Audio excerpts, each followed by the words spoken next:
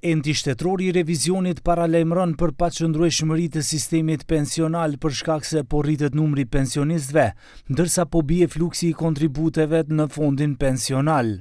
Kjo theksohet në raportin e fundit të auditorëve, i cili bazohet në ndryshimet demografike në vend, përkatësisht në plakjen gjithnjë e më të madhe të popullsisë. Edhe pse sistemi pensional i ndërtuar në 3 shtylla siguron pagesë të rregullt të pensioneve, qëndrueshmëria e tij reale është dëmtuar për shkak të trendeve të pafavorshme demografike, normës së ulët të kontributeve, si dhe rritjeve të pensioneve që nuk bazohen në rritjen e pagave dhe kontributeve. Edhe pse pensionet paguhen me kohë, kjo arrihet përmes rritjes së transfereve nga buxheti dhe shtyries së reformave të nevojshme strukturore. Raporti thekson gjithashtu se shtylla e parë e sistemit pensional e organizuar mbi bazë solidariteti vazhdimisht operon me bilans financiar negativ.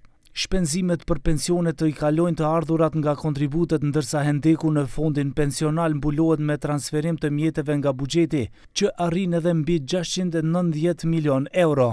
Barë shtesë janë edhe rritja lineare që nuk janë në përputhje me rritjen e pagave.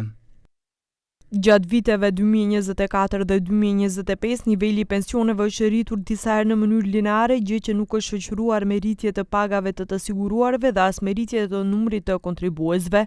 Në mungesë të reformave me kohë dhe efektive, transferat nga buxheti për shtyllën e parë pensionale mund të arrijnë në 7.4% të brutoprodhimtarisë vendore në vitin 2057, gjë që do të sjellë ngarkesë serioze për buxhetin.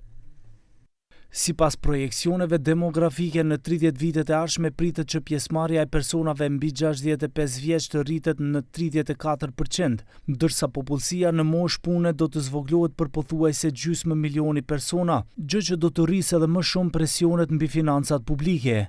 Si arsye kryesore përmendet nataliteti i ulët e veçanërisht emigrimi i të rinjve.